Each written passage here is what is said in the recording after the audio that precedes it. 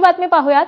आगामी स्थानिक स्वराज्य संस्थांच्या निवडणुकांआधी विरोधकांनी निवडणूक आयोगावर वज्रमूठ उगारली आहे। महाविकास आघाडीसह मनसे आणि इतर विरोधी पक्षातील शिष्टमंडळ आज पुन्हा राज्य निवडणूक आयुक्त आणि राज्य निवडणूक मुख्य अधिकारी यांची भेट घेणार आहेत। काल विरोधकांनी निवडणूक आयोगाच्या मुख्य अधिकाऱ्यांची भेट घेऊन निवेदन दिलं होतं।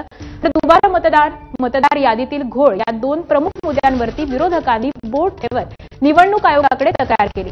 मात्र समाधानकारक उत्तर न मिळाल्यामुळे आज पुन्हा एकदा सकाळी 11 वाजता बैठक होणार आहे। राज्य निवडणूक आयोगाचे आयुक्त दिनेश वाघमारे आणि राज्य निवडणूक आयोगाचे मुख्य अधिकारी एस चोक्लिंगम हे दोघेही या शिष्टमंडळासोबत चर्चा करणार आहेत। या बैठकीसाठी शरद पवार, उद्धव ठाकरे, राज ठाकरे, बाळासाहेब थोरात, वर्षा गायकवाड, शेकापचे जयंत पाटील, अजित नवले, प्रकाश रेड्डी हे प्रमुख नेते उपस्थित असतील। तर या बैठकीनंतर महाविकास आघाडी, मनसे आणि इतर पक्षांची संयुक्त अशी पत्रकार परिषद ही यशवंतराव चव्हाण प्रतिष्ठान इथं पार पडणार आहे।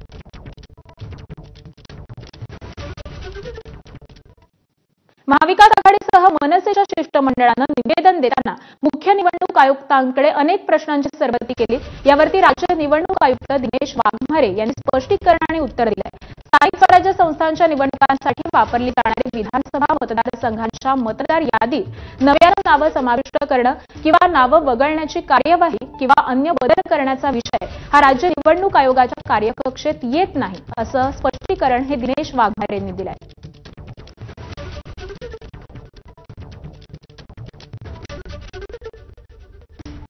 विधानसभेच्या मतदार यादीतील बदलाचा विषय राज्य निवडणूक आयोगाच्या कार्यकक्षेत येत नाही, असं आयुक्तांनी उत्तर दिलेलं आहे। त्याबरोबरच निवडणूक आयोगाने तयार केलेली यादी स्थानिक स्वराज्य संस्थांच्या सर्व निवडणुकांसाठी जशीच्या तशी वापरली जाते।